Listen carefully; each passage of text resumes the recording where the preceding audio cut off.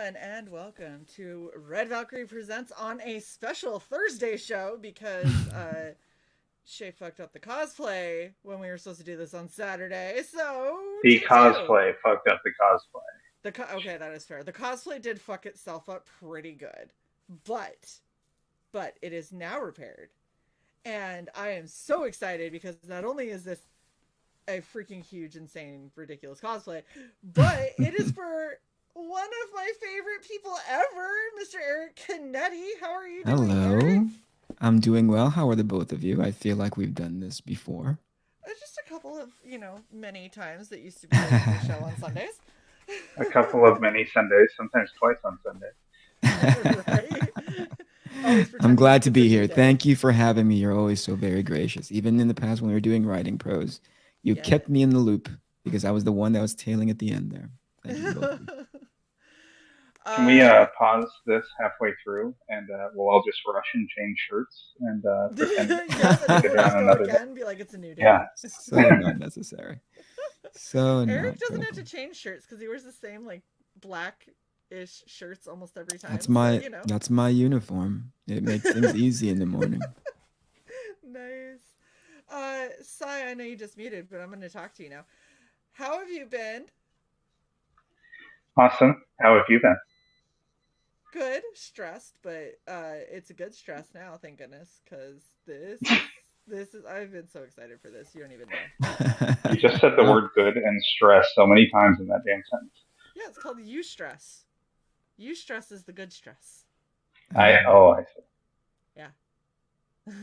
not saying you are stressful, Sai, although you are. That's not what I was saying. By the way, I just saw the opening to the show in its totality. Holy cow, you guys apply yourselves. Thank you. Look at how many times that you dressed up in the fancy costumes. I'm so into it. I think that we are at, what are we at now, size 300 and something? This is 335. 300. Oh my gosh. And of those 335, how many times in regalia of some sort? Almost all of them. In the beginning, almost all of it, 300 plus. Yeah, there's like in the beginning it wasn't really cosplays. It was just kind of like a theme that she would do her makeup and maybe wear like a funny hat or something that went with the comic. But after that, pretty much almost from the beginning. Yeah, every single one. So it's the first, like, I want to say the first three, I think. I didn't really I dressed up in something, but not something related to the comic. And then after like the third one, I was like, I could probably make some of these things with stuff in my closet. So then I started doing that, and then it turned into fabrication, and now we're like straight up making masks. And I'm looking into learning how to make my own silicone prosthetics next. That's so cool. That's so cool. We're trying to make it. Congratulations. 334 before me went on without a hitch, and here comes the train wreck. I wouldn't say without a hitch. We've had quite a few. I've had a cosplay fall apart mid show. That was mid show. Yeah, I couldn't stop it, and I just ended up taking it off. And then I did the rest of the cosplay in a pink wig, and I had black around my eyes because there was a mask involved. Right. I remember that. So it happened on the show. It happened while I was gone.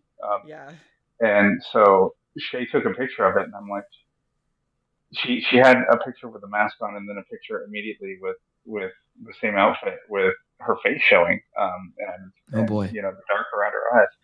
And I remember thinking to myself, I don't know which one of these I like better, but she was pretty sexy with that black stuff around her eyes. I mean, I kind of looked like I was at a Kick-Ass without the mask on, so you're graceful no matter what, Shae. Aw, thank you, Eric.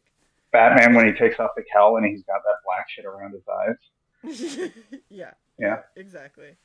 Well, I want to unveil this because I want to, like, Sai hasn't actually seen it fully together either, because they got. I'm excited.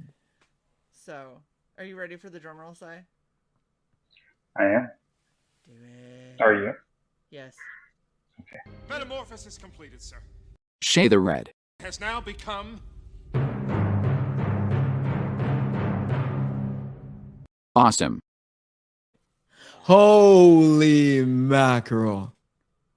That is so cool. Yeah, lady, so, you about done yourself. So what happened that caused us to have to reschedule is this little guy over here. Yeah. He right before we went live, he went and I was like, oh no, and I couldn't that fix looks it in time. so freaking cool. Tell me, are you going to be able to do the entire show with that headdress on? Yes. Yes. Hold on. Okay. I'm doing it the mouth to move. Oh, that's terrifying. I'm gonna need to move your window over here so I can actually have an undistracted conversation. I told you. Okay. I told you he was gonna freak out and like. No, but in the best way possible. You're absolutely accurate. Thank you so much. That is so freaking amazing. Thank you for that. Well done. Well done. Happy. I'm so happy. This was really tricky, but I really wanted to do it justice because it is super ambitious. Super well done. I'm so proud of you. That's cool too, though. Isn't wait, what? Oh, okay. It's fine. It's fine. Oh boy. Thank you. Yeah. Thanks, Eric. Appreciate you. The best part. Yeah, all those lenses are so really cool. Great. Yeah. I got the lenses to do her purple kind of iridescent looking eye, and well done. I made a whole bunch of teeth, and I made too many, so I actually have like in the kitchen on a little tray. There's like a shit ton of spiky teeth. You got a bucket of teeth somewhere in your house that you're not using. Now. I'm sure that'll. I to do cosplay. I'm sure. She literally said in our members chat, "I have to go bake teeth now." That looks so cool. Good. Again, I'm gonna do my best not to immediately look over there, but it's really difficult. It's so distracting. So clearly, we're here because Arc Athena 3 has happened. Yeah. And I'm just gonna say, it has very much happened as I have. Oh, there you go. That's the box that you were referring to off air. We're gonna open this later. Boy, if there's a rattlesnake in there, this is gonna be that's gonna be the wrong thing. Like if there's a rattlesnake in here, then we need to capture it live. So I can monetize getting, bitten and having to get Jeez Louise. All right, so we are here for Arc Athena 3, which has released and fulfilled because Eric's just that kind of OG. Yeah, no. All due credit to the crew over at Iconic. The moment it was nerve-wracking for me because obviously you both know this already. I did the first 2 books in crowdfunding, right? And then I didn't know whether or not that same kind of momentum would continue for book 3, number 1, because it's not crowdfunding, number 2, because it was months and months later than I prefer. And then I didn't know, and I should have known better, but I didn't know whether or not Iconic was going to have the infrastructure to be able to deal with the influx of orders, because what we'd come to know is the crowdfunding space. Right. And when we pulled the trigger to say, okay, we're just going to bring everything onto the website, but have all the tiers similar, not identical to the previous campaigns. As soon as we made those decisions, stakes in the ground, they went to work. But they were ahead of it even before we went live. So the fact that those books landed in people's hands way ahead of time was just a sign of their overall preparedness. So thank you to them. Yeah, it's pretty amazing like how Iconic is doing so many of their things. And I know we normally love having, the Kickstarter, the Indiegogo campaign, but there's really something to be said about having something on a website that you just go and pre-order or buy and have it fulfill. Yeah, we talked about this very briefly offline, right? I think in one of our sort of like after hours, like after stream chats, where we were trying. One of my challenges is to obviously remove as much barrier to entry to buy the books. And one of the key things that we'd identified is not the key thing, but it's one of them. But was like, if we're in a crowdfunding space, number one, there's all sorts of there's a cloud that hangs over that from time to time, depending on where you are, but especially when it comes to comics and as far as people delivering stuff on time, right? Mm-hmm. And number two, you have to have a crowdfunding account. Right. And so it's one more step to getting the books into people's hands. Yeah. And I thought, like, what if we could just, really bridge that delta? I think this is pretty common. It's basically an e-commerce site. You go in there, you have your PayPal or your credit card ready, you get the book. What people were not expecting was that when they ordered it, when did it go live? On a Thursday or a Wednesday? They were getting it on Saturday, Monday. So it got to them super fast, depending on where they are from the shipping center, right? Well, and then I think the only other people that had, like, I was slightly delayed, but I also was one of the people that got some of the original art. So you are. Holy cow. Thank you so much. Part of the reason why is because you were still making some of the original art for them. That's right. And so when I put my order in, I think that they had already fulfilled with what they had, and so it was like, oh, yours is gonna come. Like, no, just full transparency, they were waiting for me. Yeah. They said, hey, Eric, when can you get this art done by so that we can set up expectations with the people who were buying the original art tiers? And I said something like March 6th, no later than, and I got it to them by March 2nd. And that's when they just, as soon as they got it, they went through the list of the people who bought into that original art tier and just started sending them out. So thank you so much, everybody. Thank you, Shae. I really appreciate that. It came very, very quickly. Very quickly. Especially because I knew, like, we had talked when we were supposed to have you on that Saturday. Yeah. And I remember building this cosplay and reading Twitter where people are like, oh my gosh, I just got my Arc Athena. And I was like, holy shit, this is crazy. Yeah. And that was a lot of fun. Yeah, we ended up, I remember we were talking that Saturday about it, and you were like, yeah, here are the rest of the sketches that I'm sending to them. That's right. And I was like, that's why mine hasn't shipped yet. That's it. It hadn't gotten out yet. Yep. I am often the weak link in the production pipeline. Everybody's waiting for me. So this is cool too, because there's so much that you can get. Like, the way that Iconic has the store. First off, the store is laid out very beautifully. I love the fact that for each of their series, they really make it kind of pop for that series. So this is very much the color scheme and the feel that you would expect from the Arc Athena series. Sure. And it makes it look really cohesive as I'm, like, scrolling down through here. Yeah. And everything. They did a bang up job. Yeah. Everything looks cohesive. Everything looks thematic. So I'm really proud of the work that they've done. I'm proud to be part of that group. Absolutely. And they're just nice guys. Yeah. So I'm gonna go into, you can't get this anywhere. It's gone. Sorry, guys. But I'm gonna brag because I'm excited because I got this. Talk us through a little bit about what we're going to be reading up on in book 3. Oh, book 3. I think I want to refer back to the biggest piece of feedback that I gotten from people in regards to book 1, leading into book 2, and then finally book 3. So when people read book 1, I think one of the more sort of like notable, if not profound, pieces of feedback was like, I feel like I jumped in on like the 3rd episode of a series and I was missing like a whole lot, And I thought, like, yeah, that's by design. That's not by accident. That's a feature, not a bug. You're like, good. I did what I was supposed to.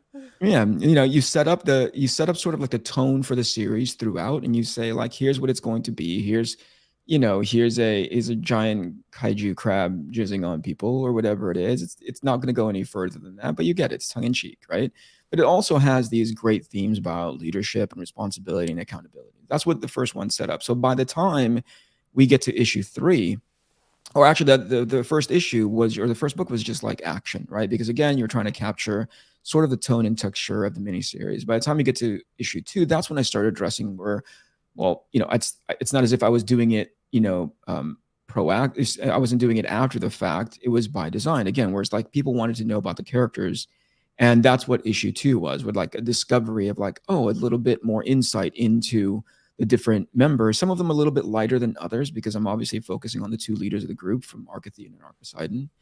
And then by the time we get to book 3, that's when I really start digging into those themes of responsibility and leadership and accountability. So that's really, it's just continuing on to that. So it's just building onto that momentum. Oh, that's awesome. And like the cover is just so, ugh, you know, it's just so like it gives you a feeling. It really does. Yeah.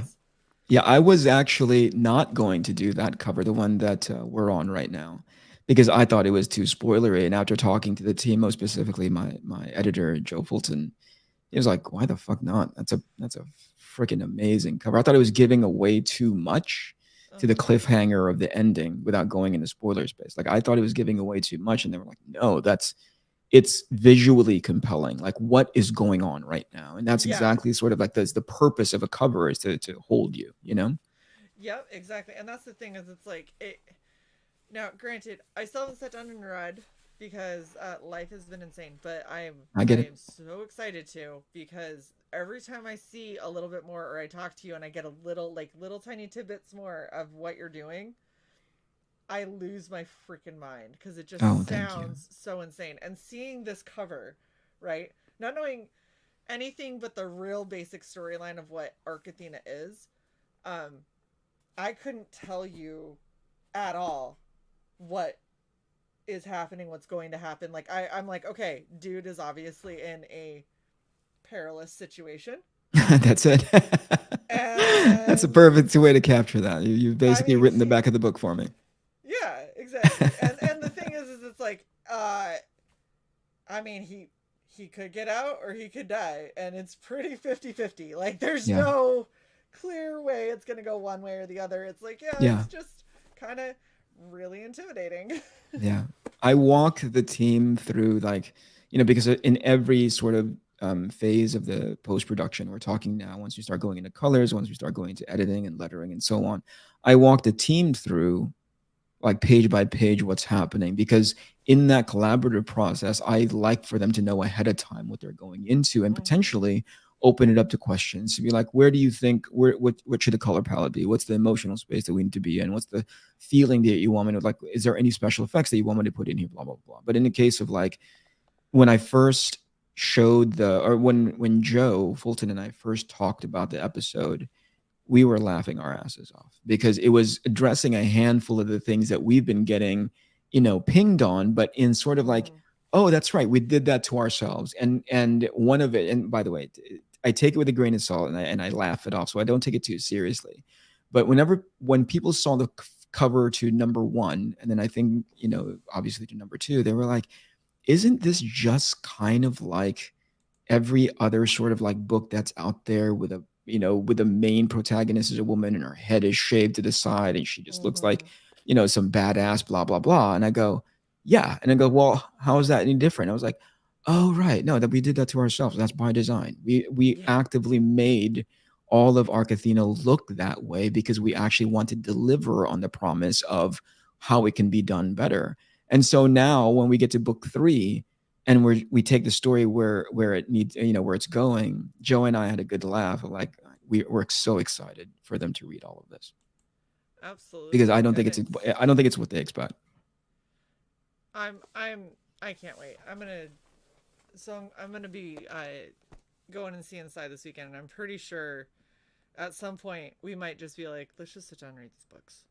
Like, please do. Let's just take a bit of time and just read these damn books because it's driving me nuts. In our previous sort of like, you know, in our hangouts during writing pros, right? I'd always been intrigued about everybody's opinion in that space, yours, Cy's, Gibbs. And so to hear back from you, honest, critical feedback about this works, this doesn't, whatever it may be, I'm enthusiastic to hear it. I'm enthusiastic to hear it. Cy, I'm just gonna bring the books and we'll sit down and read at some point. Yeah, bring 3. I think. I mean, I have to have 1 and 2 in my box. I know you do, but I'm probably just gonna bring the box because it's really nicely packed, and I'll just bring it and then I'll just read it, and then it'll be fine. Did you reorder 1 and 2 again? I think so. Yeah. Oh gosh. They had a specific cover, and I didn't get that cover in the other ones. I'm pretty sure. It's we'll go back and check in just a second. Is it that you didn't get the cover, or is it that I demanded that cover? And so no, I got all 3. Now. So this is all 3 covers of book 3. So I'll find my 1 and 2. Yeah, this is what I got. So yeah, I got all 3 covers of book 3. I don't know which one you're getting though. Bring them up again. I'll tell you which one. No, you're gonna not. have to thumb wrestle it out. Yes. There's going to be a real wrestle. The dog's on my side. Whatever. The dog loves me, seeing me more often. So Eric had a good question. He's wondering, up to now, do you know how well Book 3 has done on the stores? Because that's one thing that he does miss, is he wishes that he could see a fun tracker. Yeah, we'd spoken about that. I'm of the mind where I'm very comfortable, not as far as transparency is concerned, not revealing that too much, right? Like I'm okay with people not knowing how well a specific book did, because of, I know there's like a sort of like a momentum a book builds once they start building that number up, right? People are incredibly proud of being part of the series. They're incredibly proud of supporting it and obviously getting it off the ground and leading into its success. Right. But I think I'd rather focus, if there's any energy that's being sort of focused into something, it's just like getting you these books sooner rather than later, right? I know that's a nice bells and whistles kind of a thing, Eric, and I appreciate it. By the way, thank you, dude. I still have not forgotten the very first review that I'd watched, and it was yours on your YouTube channel when you went over book 1. So I can't thank you enough for that. I can't thank you enough for continuing to support the series. So yeah, it's never been on my mind to be like, hey, let's broadcast to people how well it's doing, right? I think it's more like, let me focus on broadcasting when book 5 is coming, or when book 4 is coming, when book 5 is coming. So it's just different things for different people. One of them is my attitude is, let's get the books out to you sooner rather than later. Yeah, totally understand that. So you've got Arc Athena 1 and 2, you did in the black and white edition. Did you didn't do that for 3 though, did you?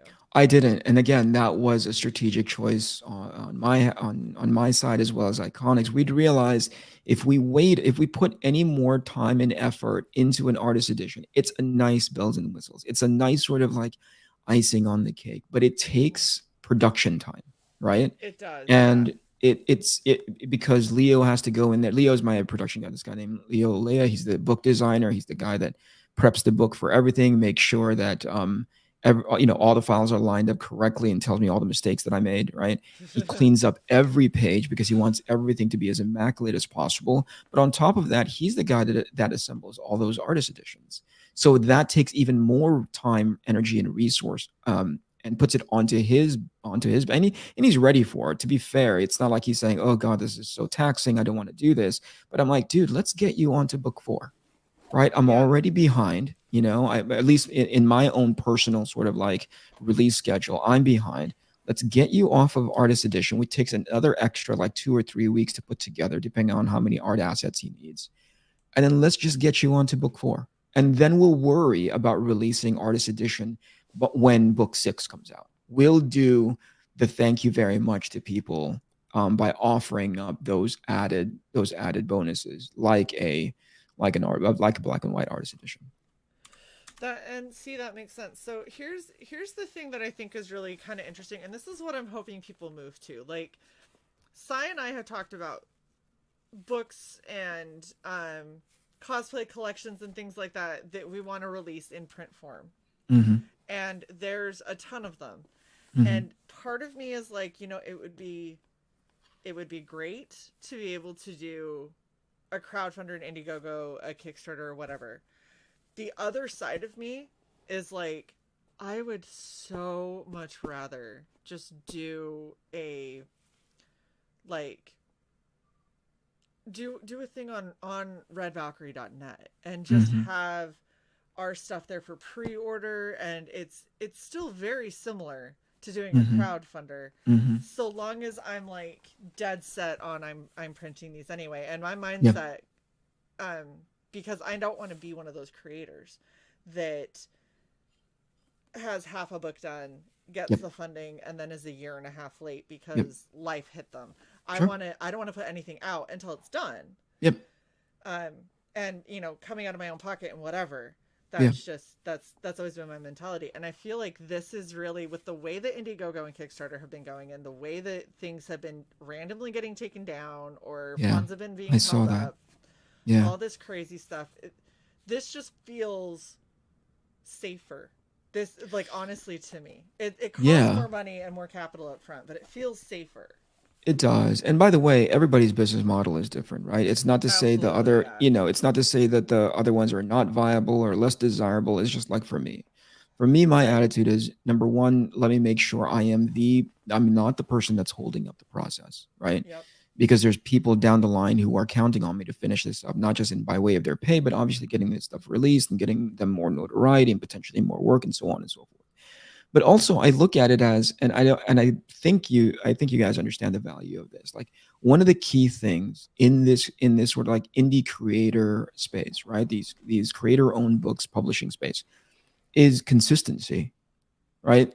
Yeah. The more of these books that I put out, the more people, I hope, this is my hope, and it's actually incorporated somehow in a more slushy way into the strategy, which is like, oh, Eric is actually serious about doing this, right? It's not taking him a year and a half to release the second book and another 8 months to release the third book and yada, yada, yada, right?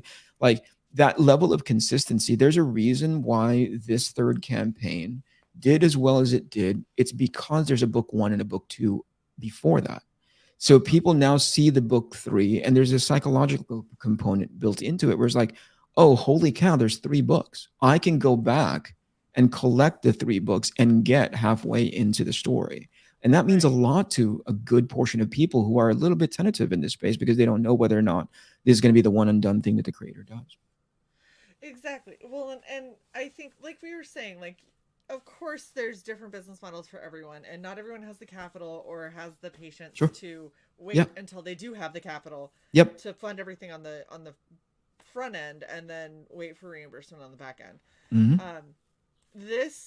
I love seeing that this is something you're moving to, because this is something that I've been wanting to just say, screw it, let's just put everything out on Red Valkyrie that is tied to Red Valkyrie. Yeah. And seeing somebody do it and have it not hinder really the creation and the sales and everything. And if anything, people are loving the fact that they go on to Iconic, they hit that pre-order button, and they've got, like, the money has come out, it's already set aside, it's already in an order, and I'm getting in line to get fulfilled. Or, in this exact instance, I got fulfilled like 2 days later. Yeah. Yeah. And here's the thing, like, and I want to give credit where credit's due, that I'd had extended you guys know Doug Ernst, right? Yeah.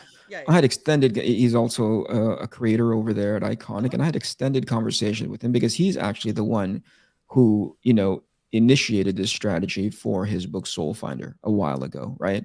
And, I got, again, in those extended conversations, I got really great feedback about, like, the pros and cons of it. And there were more pros than cons. So I said, you know what, why not just do this? And it's one less thing I need to worry about. Because if you think about the campaign, as far as, like, if one of my primary concerns strategically is to get this series out to you as quickly as possible. If I do this in a traditional crowdfunding space, right? Let's say I shorten it to an even shorter time, which is like 15 days to crowdfund. I don't know, maybe let's just say traditionally 30 days, right? Like, I'm going to have to wait. You're going to have to wait 30 days for this thing to fulfill, knowing, I think, and I've never been shy about it, knowing that the book's already in print. Yep. Why do that? Like, there was no reason to, except for the, potentially people just, like, again, the momentum building up of people seeing it and building on the momentum of the campaign. I'm like, okay, I'm happy to sacrifice that, right? In order to get it to you as soon as the book is ready and as soon as the website is ready and start, being able to take your order. So I'd rather go that way. Right. Absolutely. And like I was saying before with this, if you look at everything that you've got, you have such a good spread. So obviously the original Arc is out of stock now because that went very quickly. I'm very happy that I logged in and had a credit card because I was like, I'm getting it. Thank you. Not missing out. But then we also have, so you have the Ultimate Bundle, which has, like, basically everything that you've put out. Mm-hmm. This has your art book. It's got the 2 artist editions for book 1 and 2, and then it's got all the covers, right? Yeah. Yeah. As well as all of the trading cards that you've done, which is awesome. Yeah. So if somebody is like a completionist and has missed out on anything, that's your bundle. I would think so. I would think so. Then, yeah. You know, then you've got like the collector's bundle, so you can get the 1, 2, and then all 3 covers for 3, which is awesome. Or you can just do a reader's bundle where you get yeah each. Yep. That's, I mean, people have often asked of what's available. I'm the guy that just wants to get into the story, but I am also not immune to hearing the feedback of like, I love the fact that there are multiple covers on this book, right? Yes. And this cover is so cool because of X. This cover is even cooler than that because of Y, So yeah. I'm on board for that. But for me, if somebody would say, what should I get? I'm like, read the book.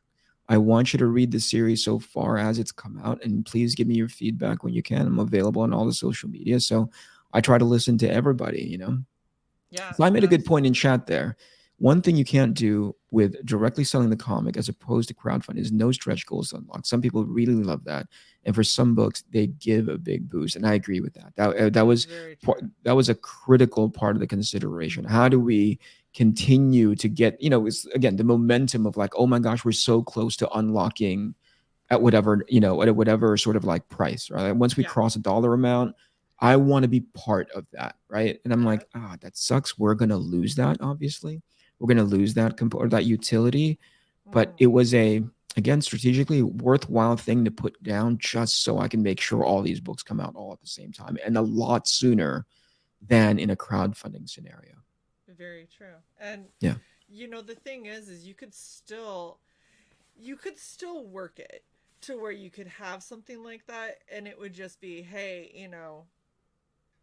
if we end up doing, if book 3 does this well, then I will turn this print into a poster. Oh, sure. Sure. It's just put that up on the website. So you can still technically do it. It's just, it takes on a very different form. It's no longer. It does. The energy is different from it, right? It is. Yeah. Well, and it's not so much like a team effort and an exclusive thing. It turns into, if it's popular enough, then another piece of merch can be offered, which is it's just a different feel. For sure. Yeah. We're getting you another backer in chat. I'm telling people how they buy it, they instantly get it, and Santa's now in love with the fact that PayPal is there. So also, I wanted my Arc Athena. Oh my gosh! I didn't know that was part of the consideration side, but okay, next time. Stretch goal on book. Stretch goals. We do too much with merch, Eric. That's the problem. Is now because you guys have strategy brain. That's why I don't.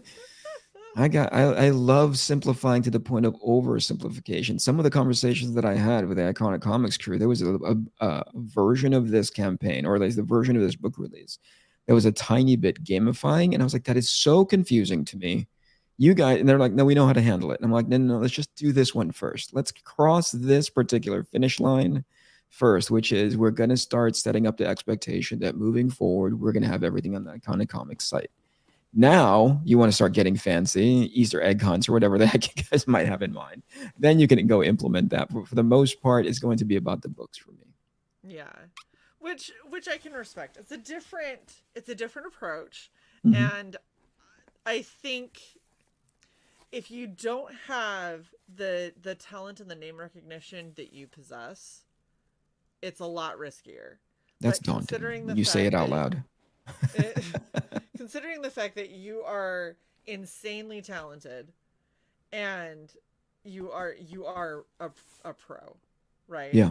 So knowing those two things, you taking this kind of a risk is a lot easier than Joe Blow off the street, who is a writer who had to hire an artist, who had to hire a colorist, who had to hire a letterer and an editor, and all of those other people coming together, and now you have to pay all of these people. Sure. Yep.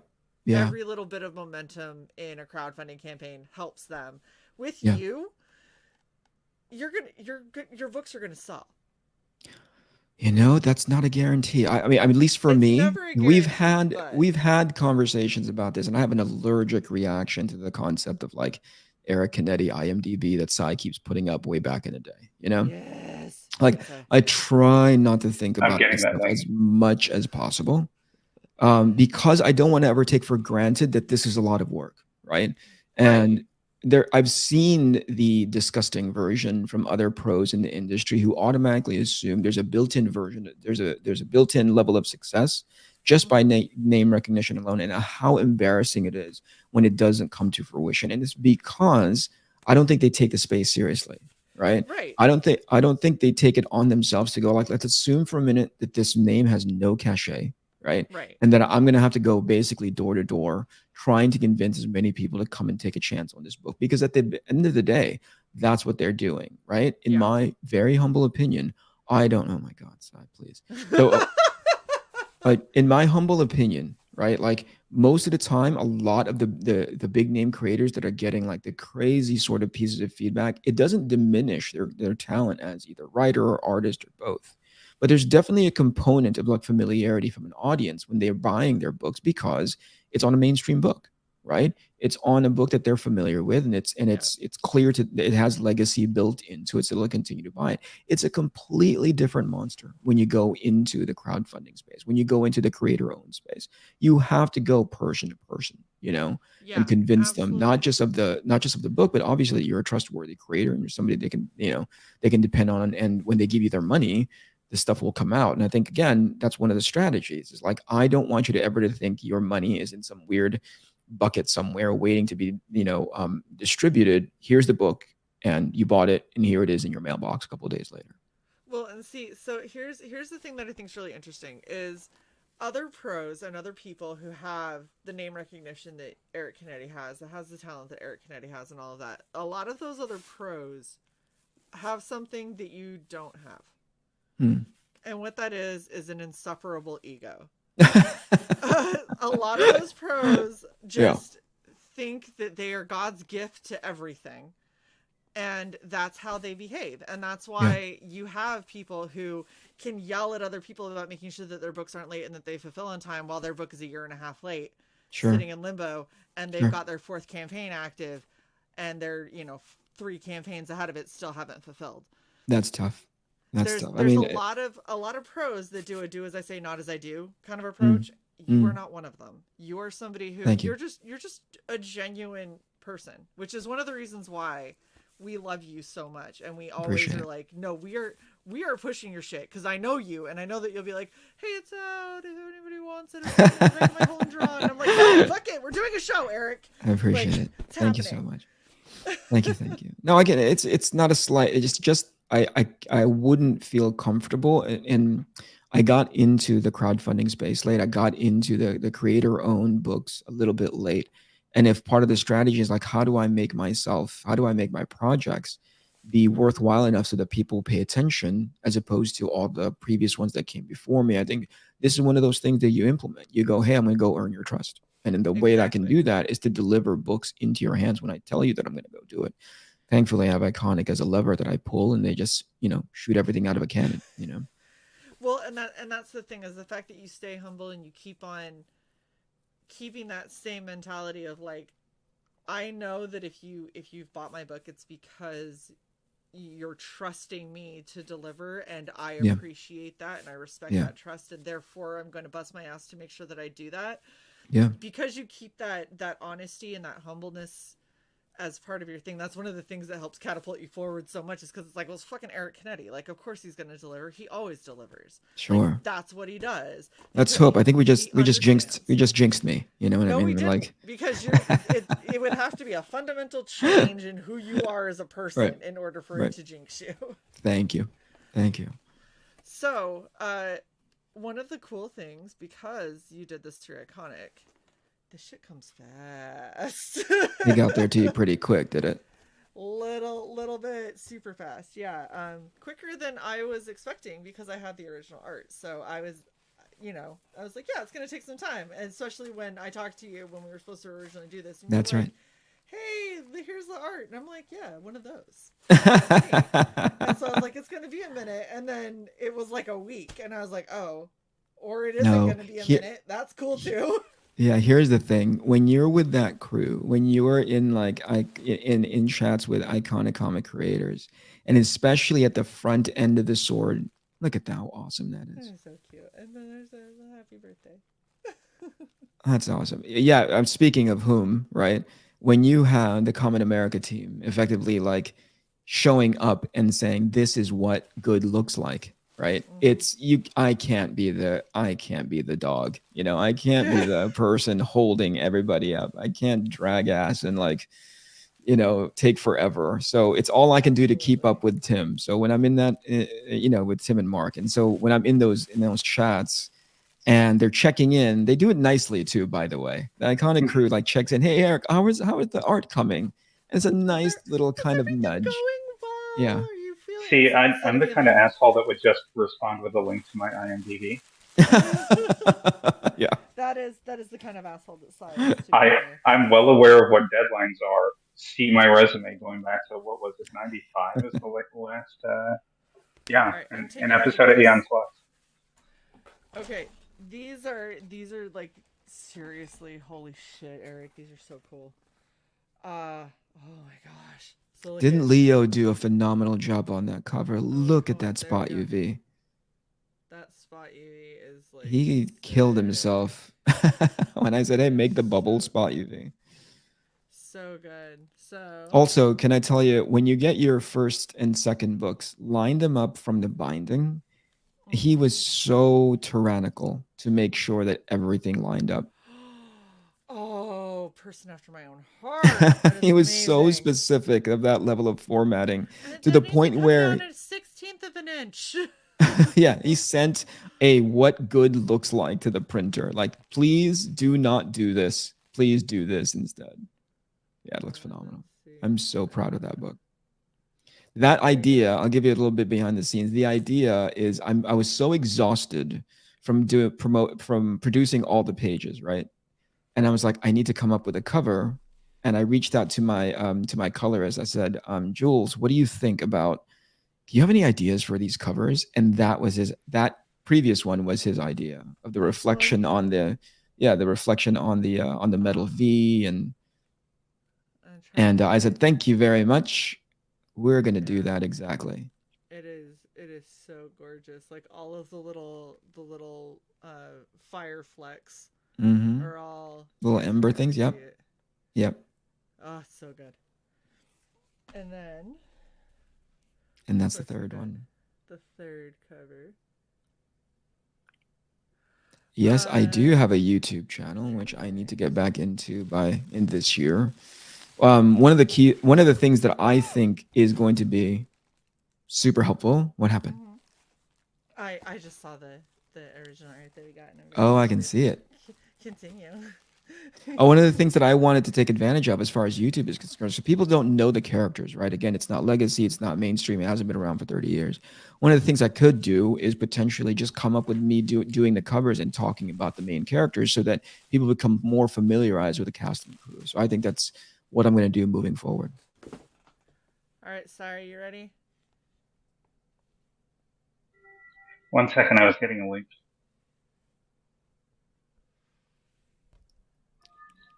Oh, look at that art you bought me. That is amazing. I knew you were going to say that too. So fucking awesome. Yes. Badass hot bitch. I wonder if I'm going to fucking fight you with a knife. That's game one. Yeah. Hold on, wait. I need to put the gloves back on so Sai can get a screenshot of me holding up one of your books as your character. Because I feel like that should happen. I agree. Eric. And a link to Eric's YouTube is now in the chat. Thank you. You are insane, sir. This is gorgeous. That's so much fun to do. One of the things that I was doing previously for campaign 1 and campaign 2 was just taking on commission tiers, right? And people gratefully, I'm so very happy that they were like, draw Dr. Doom, draw whatever else. It's your choice, whatever you want to draw. But then I'd realize, like, wait a second, what's preventing me from drawing my own characters exclusively? And the crew at Iconic were like, this is like red pencil and everything, isn't it? Mm-hmm. Oh, it's so cool. Like, I'm looking at it through sunglasses, and I'm still like, oh, it's beautiful. Oh, I'm glad you like it. Thank you so much. Thank you so much, Shae. Which cover? Which cover? That's so badass. You're bringing that, by the way. I know. I'll bring it for you, babe. Can you get a screenshot, though?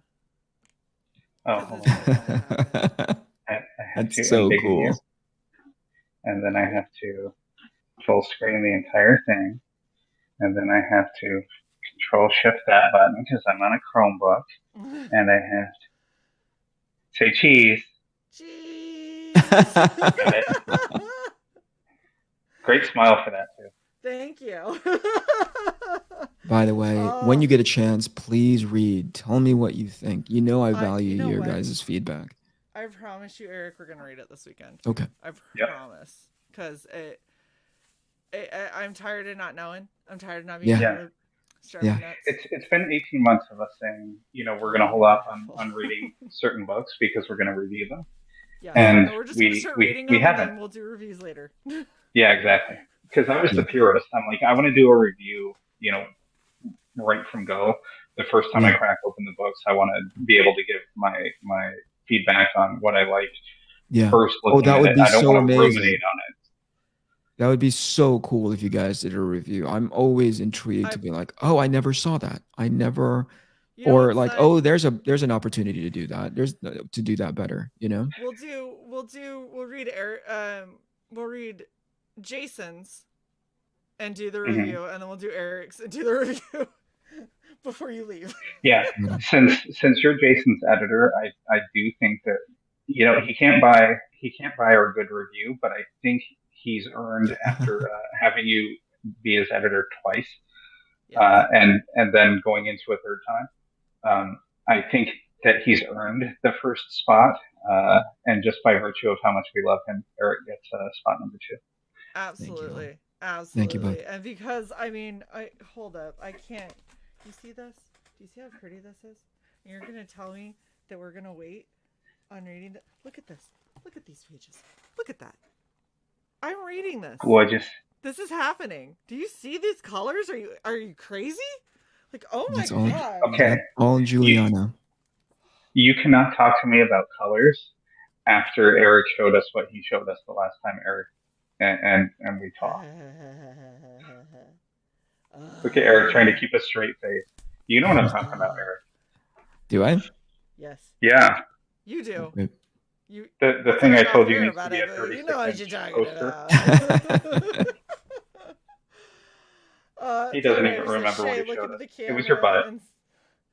Shae says, Shae, look into the camera and say it puts the lotion on the skin. She does look or else it gets the gills again. Looks so freaking awesome. What a great amount of work went into that. Holy cow. Oh, you know what? Hold on. I'm going to screenshot and send to my wife. She's going to freak out. Oh, I've got screenshots for you. I've got screenshots. 1, 2, 3. Just this one right there. Because right now she's probably out there going like, who's he talking to? It's like, I don't think that it's that big a deal. It's like, I think it. Just tell her Jake was State Farm and she's wearing khakis. Yeah, I just see somebody go, what are you wearing right now? Gills. Right. And khakis. Actually, kind of. I got brown pants on. Hey, Shae, can you find the character in that book so Fanta can see? Yeah. Because she is unfamiliar. Since she just went on Iconic site and used PayPal. Yeah. And backed you. Yeah, she did. Ooh, I need to be the blue girl. Hi, blue girl with the blonde hair and the boobies out. Sorry, I just saw blue girl. You're just skimming through the book. Yeah, I gotta find the queen. Is blue girl with the blue boobies and the blonde hair? I put the descriptions in the right order. Is she a named character or is she in the background? I think she's part of the front team. This is the character, Fanta. You nailed it. This glorious beast right here. That's the character. Nailed it. So, Perfect. Holy shit. So good. Now we're gonna refine that until it's all like silicone stuff that you're putting on your actual face. Yeah, that would be better because this is And a little uncomfortable, but we're gonna turn her super sexy, and then you can cosplay it at a con. Oh That'd yeah. be so cool. I'm already looking into silicone, making my own silicone prosthetics, so and cool. it is not as hard as I thought. It's really just getting the casting molds down. That's the hard part. Is it time consuming too? Isn't it like do you know how long it takes for silicone to set? This is what I found out. I did research yesterday. Yeah. 30 minutes. No. Yes! But the planning, like the sculpting must take a little bit, yeah, right? So you got the sculpting, and you have to make the negative mold, and you have to do the press, like the pressure press, and so you got the your face, and then whatever it's gonna be. Yep. So you got to do all of that, and then you got to make sure that you have the edges so you can feather them out with your real skin and all that. So that does take a bit of time. The making the mold, it is a 30-minute set time for silicone. Wow. Okay. Yeah. Listen, I encourage you to continue into that space. Oh, it's happening because I'm excited for you. Is so funny. This is a mask that I repurposed, right? Mm-hmm. Just adding this horn right here. Yeah. I don't know entirely why, but in putting this horn on and molding around it and then getting everything fixed, this horn is trying to burrow into my skull. Oh boy. Which is so weird because it shouldn't. But it's simply because as you add stuff onto a latex mask, when it dries and it does its hardening and everything, it actually changes the fit of the latex mask. Oh wow. Like because it's latex, right? This guy right here. Yeah. I can't wear him. Why? I made him and he fit my face, but once everything dried, I can't put him on anymore because those lenses that are his eyes, they dried pointed inward. So they actually dig into your cheekbone. So I'm like, I literally can't wear it anymore. Well, so we're going to sell that at auction to someone we hate?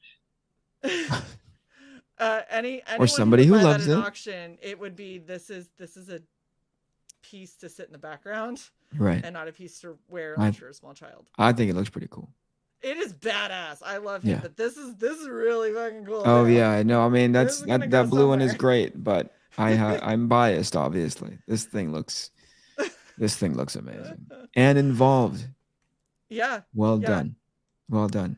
Well, I am so excited for this, and I'm so happy that we're gonna read this weekend, Sai, because it's driving me nuts, and I can't keep waiting.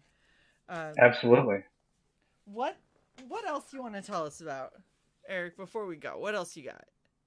I want to tell you guys that I miss hanging out with you on Sundays. Oh, we miss that. Writing prose was a great learning. By the way, I hope you're still maintaining that show. It's a great learning opportunity for me, so I suspect it would be a great learning opportunity for everybody. Go watch that show whenever it's on, whenever it airs. There's a ton of backlog. You've been missing writing prose. If any of you are interested in me just kind of like looking up because somebody said something so bizarre, it took my brain several minutes to get accustomed to what the heck the new reality is, then please go through the catalog and listen along and watch me just nod and try to hold my own, so and between you guys and Gib. Quiet quips. Yeah. definitely the parts about murdering your family. Yeah. Ridiculous. And if this has piqued your interest, please go to Iconic Comics website. Go look up not just mine, but all the creators there, from Tim Lim to Mark to Doug, and check out the great sort of ecosystem that we have. Is that whenever possible, we always show people who wouldn't typically be exposed and accustomed to our books. We show them like the other books within the catalog, and sometimes that's enough for them to go, hey, let me go give that a try. And really that goes back to what I was saying earlier, which is you've almost got to go door to door, so please help spread the word if you already have it, right? It doesn't, every little bit helps. So like I said earlier, I pointed out Eric initially as being one of the catalysts for people to go, oh wow, this guy likes it, I'll go try it out myself. And that hasn't stopped. So thank you to everybody ahead of time for those who are going to take a chance on it. Absolutely. Well, Eric, thank you so much for coming and hanging out with us. And I'm hoping we got you for 4, 5, and 6. I'm assuming. Yeah. Awesome. Well, you know, I mean, I'm down to do it, assuming that my heart holds up and my health is okay. Nothing is going on, by the way. I don't want to put anything. I don't want to make it sound like Eric's just being melodramatic. He's totally That's just weird. I just heard myself say it out loud. I was like, hey, I think I'm indicating that there's something wrong. There isn't. I'm down for it. Let's do it again. You're just drama baiting everyone. Buy it now. Buy it quickly before it's gone. While I'm still alive, you guys, you should buy it. Now I'm going to have to top this. Oh, gosh. I keep on hitting these little fins. I tried to walk through the door without turning, and I got a reminder that I need to turn. That's great. You look great, Shae. Thank you again. That is so involved and so amazing and so beautiful. Thank you so much. We're going to top it. I don't know how yet. I'm going to figure it out. It'll be fine. You'll figure it out. You've been doing it, what, consistently 3, going on 4 now?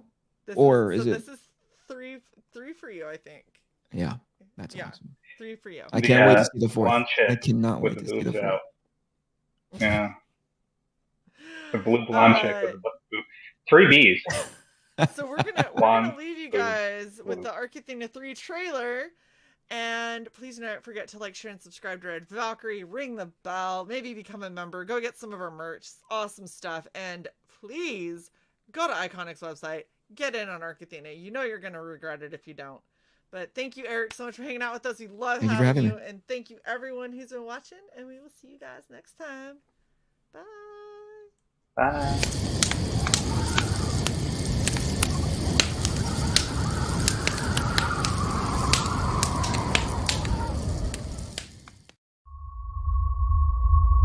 Previously on Arc Athena.